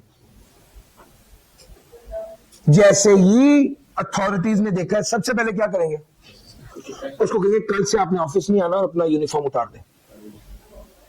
उसको सस्पेंड किया। सस्पेंशन का मतलब, सस्पेंड कहते हैं लटकाने को, उसको लटका दिया।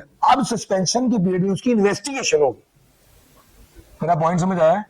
देखेंगे क्या ये बंदा गिल्टी है या गिल्टी नहीं। अगर बाद में पता चला कि यार ये बंदा तो बिल्कुल ठीक था, उसकी फुफ्फू का बेटा आया हुआ था, उसने उसका 50,000 देना तो उसने दे दिया, क्या मसला है, बहाल कर देंगे। और अगर बंदे को पता चला कि ये वाकई इसने रिश्वत ली है, तो फिर उस बंदे को क्या किया जाएगा, फिर उस बंदे को सजा दी जाएगी। मेरा पॉइंट समझ आ रहा है? तो सस्पेंशन वो वाला टाइम होता है जहां पे उसकी वर्दी उतरवा लेते हैं, उसको कहते हैं तुमने कल से काम नहीं करना, तुम्हारी अथॉरिटी सारी खत्म है और अब तुम्हारी इन्वेस्टिगेशन होगी। और इन्वेस्टिगेशन के बाद या वो बहाल हो जाता है या वो ब्लैक लिस्ट हो जाता है, फारग हो जाता है, उसे सजा मिलती है। तो मेरा पॉइंट समझ आ रहा है? बिल्कुल यही बात यहां पर है।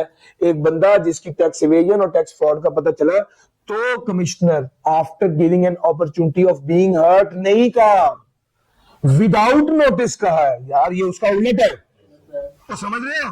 विदाउट नोटिस उसको सस्पेंड कर देगा। किन वजूहात की बिना पर? वो सामने वजूहात आ गई है। वो बंदा रजिस्टर्ड ऑफिस में मौजूद नहीं है, वो बंदा टैक्स वालों को ऑफिस के अंदर नहीं आने दे रहा, उस बंदे की एक्टिविटी 5 टाइम्स ज्यादा हो गई है as compare to capital, capital से 5 गुना ज्यादा उसकी एक्टिविटी हो चुकी है। वो बंदा सारी परचेजेस ही सस्पेंडेड या ब्लैक लिस्टेड पर्सन से कर रहा है, 10% से ज्यादा परचेजेस सस्पेंडेड या ब्लैक लिस्टेड पर्सन के साथ कर रहा है। आगे वो बंदा non filing of sales tax return for 3 consecutive month है, committed any act which falls within the ambit of tax fraud या any other reason to be specified by the board. 1 2 3 4 5 6 7 8 बातें मौजूद नहीं है प्रेमिसेस में।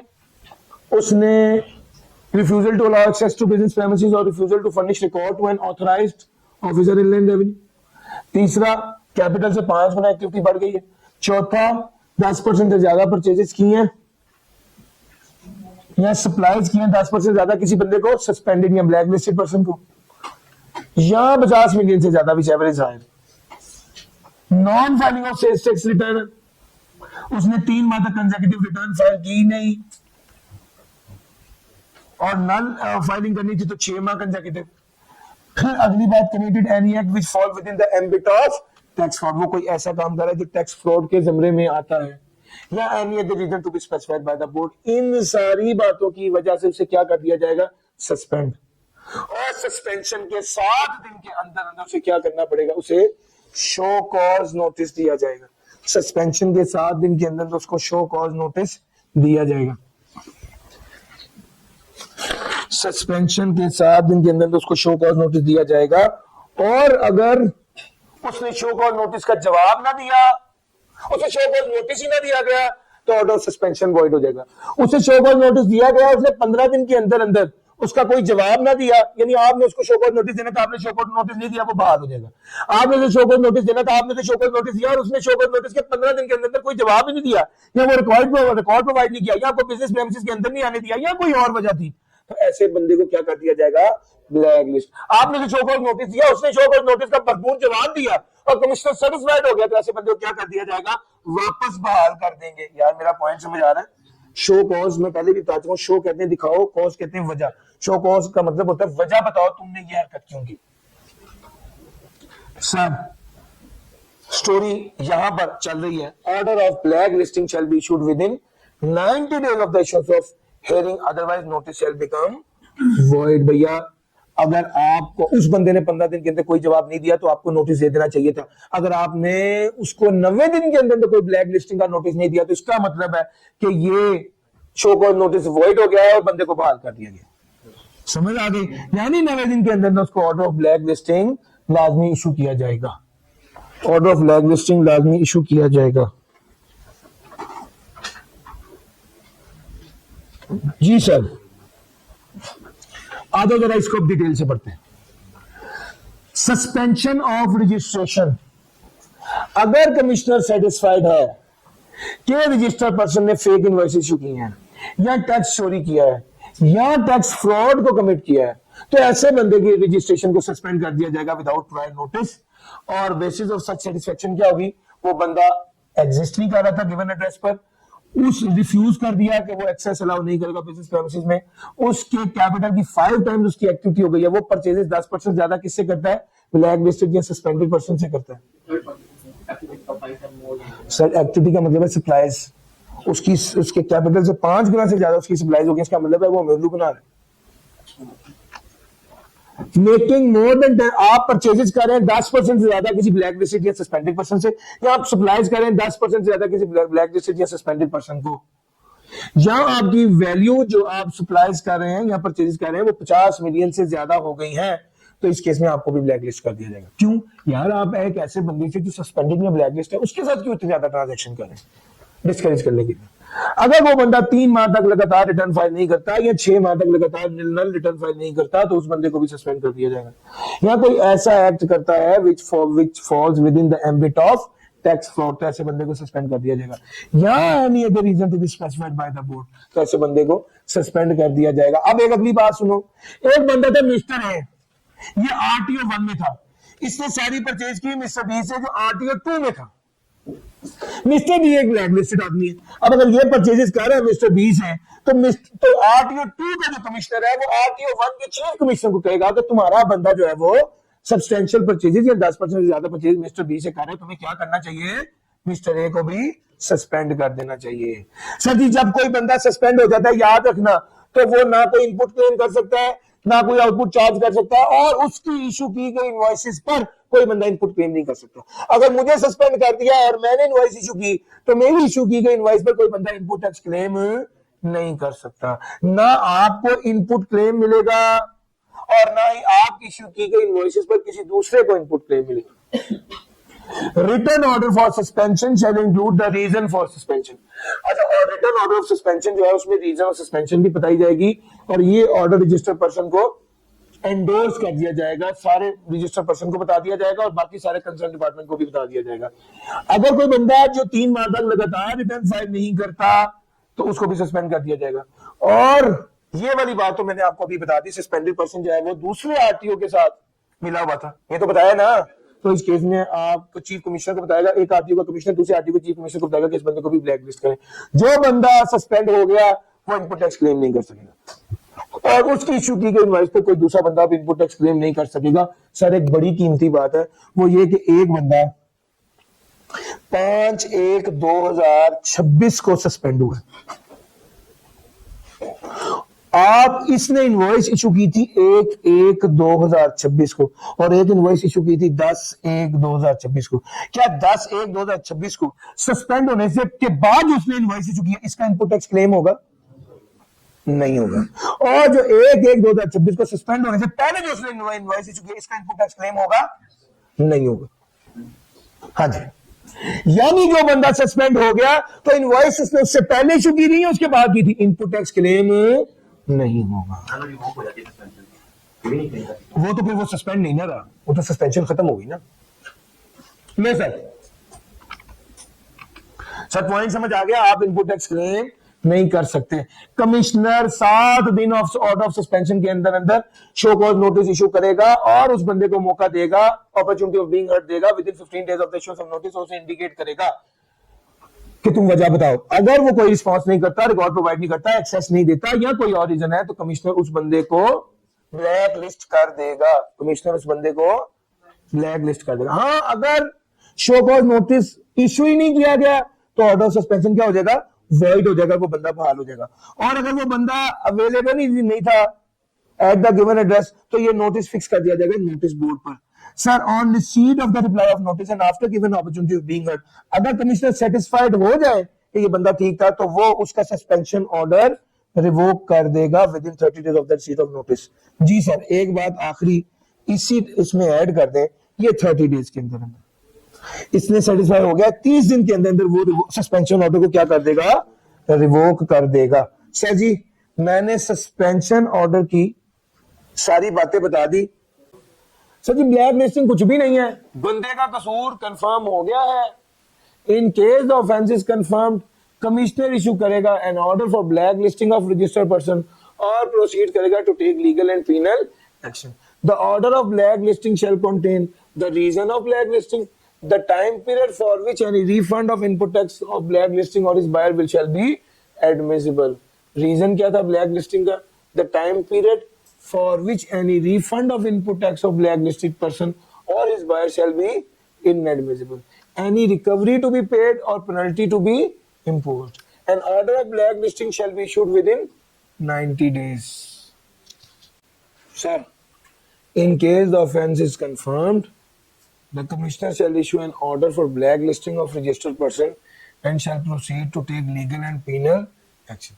The order of blacklisting shall contain the reason for blacklisting, the time period for which any refund of input tax of blacklisted person or his buyer shall be। यार मैं यही पढ़ा रहा था ना आपको।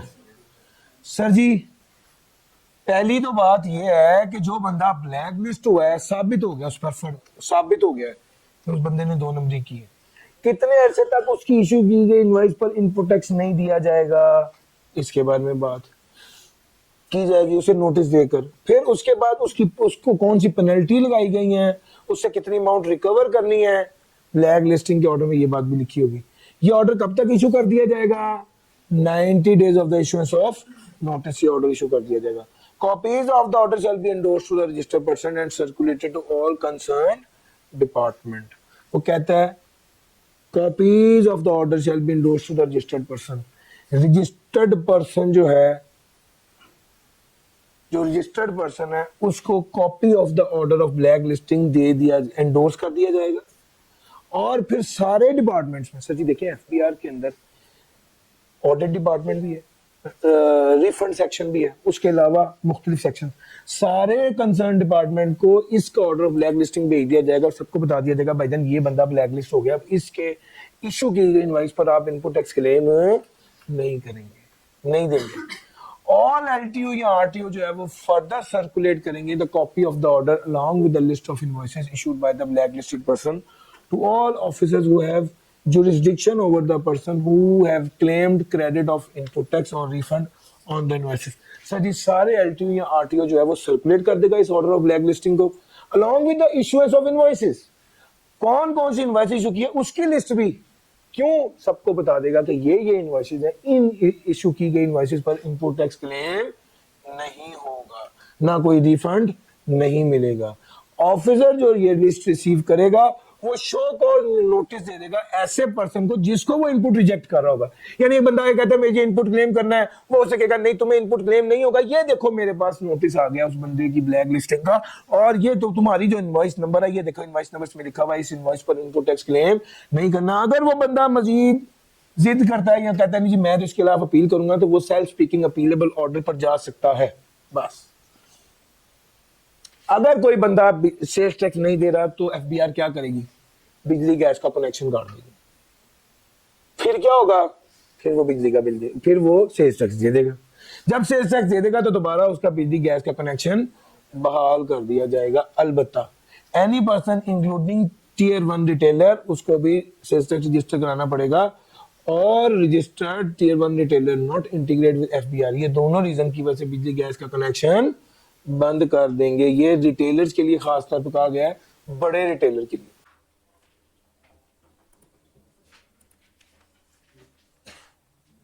Chapter number 18। सर जी पहली बात तो ये है कि आउटपुट में से इनपुट एडजस्ट करेंगे तो पेबल आ जाएगा। क्या ये इनपुट अगर एडजस्ट नहीं हो सका तो कैरेट फॉरवर्ड हो जाएगा? तो इसका जवाब है ये 6 माह के लिए कैरेट फॉरवर्ड हो जाएगा। Payment through banking channel. Sir ji payment of a transaction exceeding value of 50,000, अगर 50,000 रुपए की ट्रांजैक्शन पे की गई, ट्रांजैक्शन एक्सीडिंग 50,000, अगर 50,000 से ज्यादा की पेमेंट करनी है, फिर बात है ये न्यूमेरिकली इंपॉर्टेंट है, 50,000 से ज्यादा की पेमेंट करनी है तो क्रॉस बैंकिंग चैनल के जरिए की जाएगी, 180 दिन के अंदर अंदर पेमेंट कर दी जाएगी, एक बिजनेस बैंक अकाउंट से दूसरे बिजनेस बैंक अकाउंट में पेमेंट की जाएगी। सारी शर्तें पूरी होना जरूरी है। 50,000 से ज्यादा की पेमेंट है, क्रॉस बैंकिंग चैनल, 180 दिन के अंदर पे करना है, बिजनेस बैंक अकाउंट से दूसरे बिजनेस बैंक अकाउंट में पे करना है। अगर आपने ये ना किया तो आप इनपुट टैक्स क्लेम नहीं कर सकेंगे।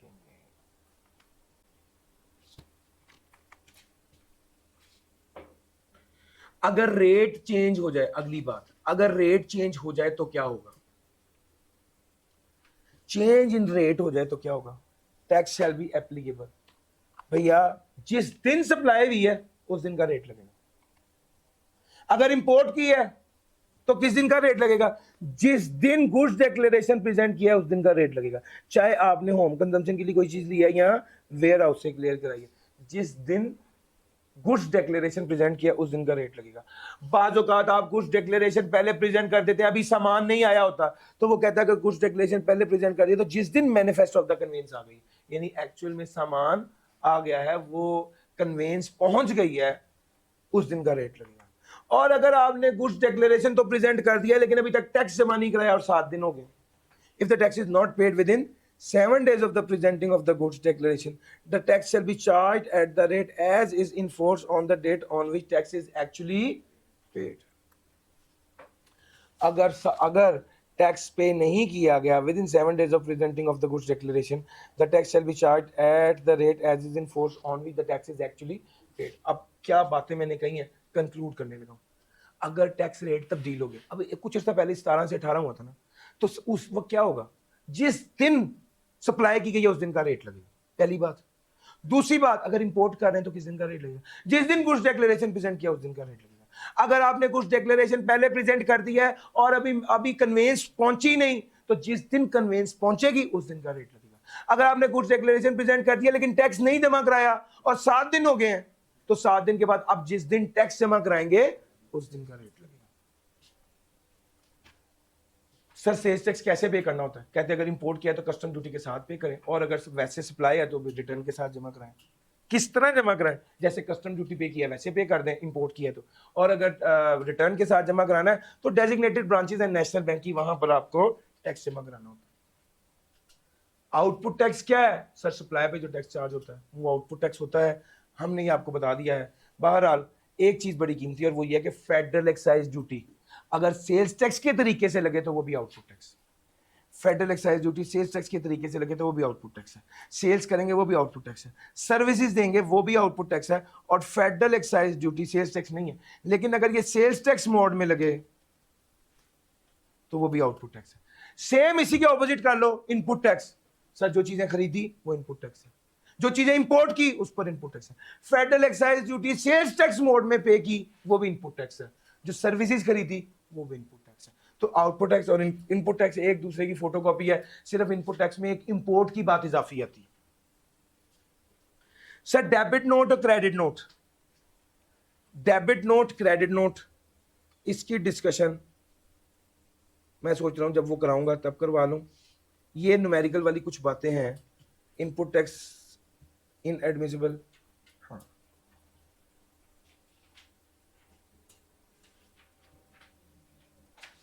सर जी, ये जो अभी मैंने आपको बातें बताई हैं, इसके बाद कुछ बातें ऐसी हैं जिनका ताल्लुक ज्यादा न्यूमेरिकल से, जो मैंने प्लान किया था कि ये वाली बातें मैं आपको कल बता दूंगा। अलबत्ता इसका यूनिट नंबर 4 निकाल लीजिए। मैंने इसका यूनिट 3 खास तौर पे रोक लिया है, क्यों? क्योंकि कल जब मैंने आपको न्यूमेरिकल की बातें बतानी है उसमें फिर ये वाली बातें साथ कवर हो जाएंगी। यूनिट नंबर 4 है रीफंड। क्या इनपुट टैक्स रीफंड हो जाता है? यस। कब होगा? जब आप रीफंड क्लेम करेंगे उसके 45 दिन के अंदर अंदर। और अगर इजाफी अगर आप सप्लाईज कर रहे हैं और इनपुट टैक्स हो तो वो कैरिड फॉरवर्ड हो जाता है 45 डेज के लिए, और इनपुट टैक्स कैरिड फॉरवर्ड हो जाएगा to the next period and shall be treated as input tax for that period. The excess amount of input tax shall be refunded to the registered person not later than 45 days of filing of refund claim. The board may prescribe the procedure for refund of excess input tax against other taxable suppliers. Sir ji आपको जो अगली बात बतानी है वो ये है कि अगर किसी बंदे का रिफंड मिलता है और उसकी कस्टम ड्यूटी भी वापस मिलनी है उसको, तो वो कहता है कस्टम ड्यूटी के साथ ही रिफंड मिल जाएगा। कस्टम ड्यूटी वापस मिलने को कहते हैं ड्यूटी ड्रॉबैक, तो वो रिफंड के ड्यूटी ड्रॉबैक्स के साथ रिफंड भी मिल जाएगा। एक अहम बात ये है, अगर आपका रिफंड बनता है 100 रुपए और आपकी पेनल्टी बनती है 10 रुपए, तो वो कहता है 10 रुपए एडजस्ट करने के बाद बकाया 90 रुपए की आपको रिफंड मिलेगा। यानी अगर कोई पेनल्टी होगी तो वो रिफंड के साथ एडजस्ट हो जाएगी। बहुत वक्त ऐसा होता है कि इनपुट टैक्स क्लेम किया गया और पता चलता है कि ये 2 नंबरी की गई है, तो उसके खिलाफ कार्रवाई शुरू हो जाती है और ये कार्रवाई 60 दिन के अंदर अंदर कंप्लीट होगी। लेकिन अगर असिस्टेंट कमिश्नर लेवल का बंदा इंक्वायरी शुरू कर दे तो ये इंक्वायरी 120 दिन तक चलेगी, और अगर बोर्ड इंक्वायरी शुरू कर दे तो 9 मंथ्स तक ये केस चल जाएगा। सर ये 4.1 में सारी बातें थी। बेस्ट जजमेंट असेसमेंट आप लोग पहले इनकम टैक्स में भी देखा हुआ है, वही है। बेस्ट जजमेंट असेसमेंट क्या होता है? If a person fails to file a sales tax return in response to a notice or does not produce requested accounts, अगर कोई बंदा रिटर्न फाइल नहीं कर पाता in response to a notice or does not produce requested accounts, अगर कोई बंदा return नहीं फाइल कर पाता या रिक्वेस्टेड अकाउंट्स नहीं प्रोवाइड कर पाता कमिश्नर इनलैंड रेवेन्यू को, तो फिर वो तंग आके क्या करेगा? बेस्ट जजमेंट असेसमेंट कर लेगा और साथ उसके पेनल्टी भी लगाएगा। तो भाई बात यह है कि बेस्ट जजमेंट असेसमेंट आती ही तब है जब टैक्स पेयर खुद आपको कवायफ ना दे या रिटर्न जमा ना करवाए। अगर बेस्ट जजमेंट असेसमेंट के 60 दिन के अंदर अंदर अगर एक बंदे ने वो वाला टैक्स अदा कर दिया है तो टैक्स वालों को कोई नाराजगी नहीं, टैक्स वाले कहते हैं ठीक है। अब अगली बात यह है कि अगर किसी बंदे ने किसी भी वजह से टैक्स नहीं जमा कराया, टैक्स कम जमा कराया, रिफंड ज्यादा क्लेम किया या इनपुट टैक्स वो क्लेम किया जो उसका नहीं बनता था, तो कमिश्नर उसके खिलाफ कार्रवाई कर सकता है। कब तक? 5 साल तक। जिस साल उसने रिटर्न जमा कराई है, रेलिवेंट डेट जो है 15th of the following month, जब उसने रिटर्न जमा कराई है उसके 5 साल तक वो कमिश्नर इनलैंड रेवेन्यू को शो कॉज नोटिस दे सकता है और डिटेल से उसको चेक कर सकता है। अच्छा जी, अगली बात आ गई, अगर आपने कम टैक्स जमा कराया है तो एफबीआर वाले के पास क्या पावर है? आपके प्रेमिसेस को सील करने की पावर है। आपके प्रेमिसेस को सील करने की पावर है। वो कहता है where a registered person pays the amount of tax less than the tax indicated in the return, the short amount of paid along with the default surcharge recover कैसे होगा? Premises को seal कर देंगे। और क्या होगा? बैंक अकाउंट्स अटैच कर देंगे। बैंक अकाउंट्स अटैच कर देंगे।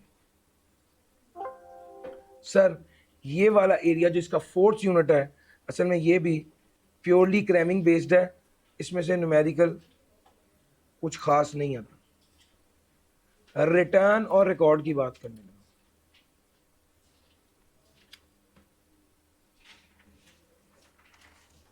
सर जी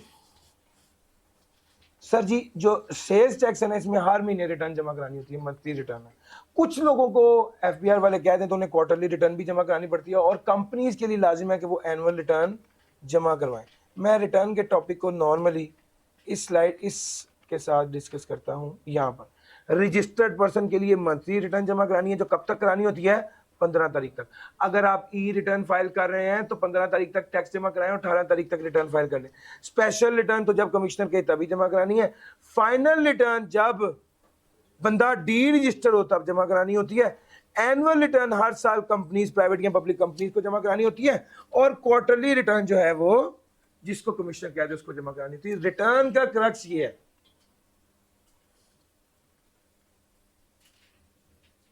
रिकॉर्ड क्या होता है सर रिटर्न के बाद से, अगर मैं कोई और बात करूं तो ये वाली बात मेरे ज़हन में है कि रिवीजन ऑफ रिटर्न को जरा डिस्कस कर दो। ऑल दो इनकम टैक्स में भी मॉडल यही है, आप रिटर्न रिवाइज कर सकते हैं, 120 दिन के अंदर रिटर्न रिवाइज कर सकते हैं, लेकिन अगर आपने रिटर्न 60 दिन के अंदर अंदर रिवाइज कर दी तो फिर कमीशन से इजाजत लेने की जरूरत नहीं है। और जब रिटर्न आपने वॉलंटरीली रिवाइज कराई है खुद तो कोई पेनल्टी नहीं है। अगर ऑडिट के नोटिस पे रिटर्न रिवाइज करेंगे तो 25% पेनल्टी, और अगर शोगोज नोटिस पे रिटर्न रिवाइज करेंगे तो 100% पेनल्टी। 100% पेनल्टी। यहां इनकम टैक्स में 50% होती है, सेल्स टैक्स में 100% होती है। रिवीजन ऑफ रिटर्न वाली बात हमने नहीं डिस्कस की थी, बाकी बातें तो मोर और लेस हो गई हैं, इस समरी के अंदर आ रही। रिकॉर्ड क्या है? रिकॉर्ड तो वो सबूत है जो आपने अपने पास रखना है। सेल का सबूत, परचेज का सबूत, इंपोर्ट का सबूत, एक्सपोर्ट कितनी है, एग्जाम कितनी है, इन्वेंट्री का सबूत, बैंक्स की statements, utility bills, rental agreements, ये सारे सबूत जो आपने बिजनेस के अपने पास रखे होते हैं, इनकम टैक्स के लिए भी ये जरूरी होते हैं और सेल्स टैक्स के लिए भी ये जरूरी होते हैं। ये रिकॉर्ड कितने अरसे तक आपने अपने पास रखने होते हैं? सर जी ये रिकॉर्ड, इसकी मुद्दत 6 साल है। 6 साल तक आपने ये रिकॉर्ड अपने पास महफूज रखने हैं। कहाँ पर रखने हैं? अपने बिजनेस प्रेमिसेस में रखने हैं। बिजनेस प्रेमिसेस में रखने हैं ये वाले रिकॉर्ड। और अगर कोई कंपनी है जिसने सेल्स टैक्स की बात करें कंपनी के वाले से, तो वो कहता है वो इस रिकॉर्ड के अलावा फाइनल अकाउंट्स जो कि ऑडिटेड बाय ऑडिटर होंगे वो भी अपने पास महफूज रखने हैं। ये वाली बात कही गई। अच्छा जी, आपको बताता चलूं कि इन सेल्स टैक्स की इनवॉइस सिर्फ वो बंदा इशू कर सकता है जो खुद रजिस्टर्ड हो। अब कोई बंदा रजिस्टर्ड नहीं है तो वो सेल्स टैक्स इनवॉइस इशू नहीं कर सकता। अगर आप जिस बंदे को सेल्स टैक्स इनवॉइस इशू कर रहे हैं वो रजिस्टर्ड है तो उसका सेल्स टैक्स रजिस्ट्रेशन नंबर लिखें, और अगर वो रजिस्टर्ड नहीं है तो उसका CNIC या NTN नंबर लिख दें। लेकिन ये इशू सिर्फ वो करेगा जो खुद रजिस्टर्ड होगा, जो रजिस्टर्ड नहीं है वो सेल्स टैक्स इनवॉइस इशू नहीं कर सकता। 6 साल तक आपने अपना ये सारा रिकॉर्ड अपने पास महफूज रखना है। अगर कोई कानूनी कार्रवाई चल रही हो तो कानूनी कार्रवाई के खत्म होने के, अगर कोई कानूनी कार्रवाई चल रही है तो कानूनी कार्रवाई जब तक खत्म नहीं होती तब तक रिकॉर्ड आपने अपने पास महफूज रखना है। Audit of sales tax affairs, क्या सेल्स टैक्स का भी ऑडिट होता है? जी भाईजान, सेल्स टैक्स का ऑडिट होगा जो कम से कम असिस्टेंट कमिश्नर लेवल का बंदा करेगा, और उसके पास पावर होगी कि वो भी कोई भी डॉक्यूमेंट्स मंगवाए और डिटेल से सारे को ऑडिट करे, और कोई फाइनल रिपोर्ट देने से पहले वो अपॉर्चुनिटी ऑफ बीइंग हर्ड जरूर दे देता है। और उसके अलावा वो बड़ी डिटेल से इंफॉर्मेशन हासिल कर सकता है आपसे, और फिर बताएगा, रिकैलकुलेट करके देखेगा कि आपने इनपुट टैक्स सही निकाला है, आउटपुट टैक्स सही निकाला है, रिफंड सही निकाला है, और ये भी देखेगा कि आपकी कंपनी में सेल्स टैक्स चोरी का रिस्क कितना है। और फाइनली जब वो ऑडिट रिपोर्ट दे देगा तो वो फिर उसके बाद आपसे पूछेगा कि क्या वजह थी कि आपने कम जमा कराए। आपको अपॉर्चुनिटी ऑफ बीइंग हर्ड देने के बाद आपसे ये जरूर पूछेगा कि आपने टैक्स क्यों जमा कराया, इसका टैक्स कम क्यों जमा कराया, इसका जवाब दीजिए। और याद रखना वो ऑडिट पिछले 6 साल में से किसी पीरियड का कर सकता है, 6 साल से पुराना ऑडिट नहीं कर सकता। आप गौर कीजिए, रिकॉर्ड के लिए भी उसने 6 साल ही कहा है और ऑडिट के लिए भी उसने 6 साल ही कहा। अच्छा जी, उसके बाद ड्राइंग ऑफ सैंपल्स की बात है। तो भाई जब आप सैंपल्स ड्रॉ करेंगे, निकालेंगे सैंपल्स को, तो वो क्यों लेंगे आप? FPR वाला बंदा सैंपल ड्रॉ करेगा ताकि वैल्यू ऑफ सप्लाई को डिटरमिन कर सके, ऐसे ही है ना। तो उसने कहा है the authorised person if consider is necessary may take a sample of any goods for the purpose of determining the tax liability.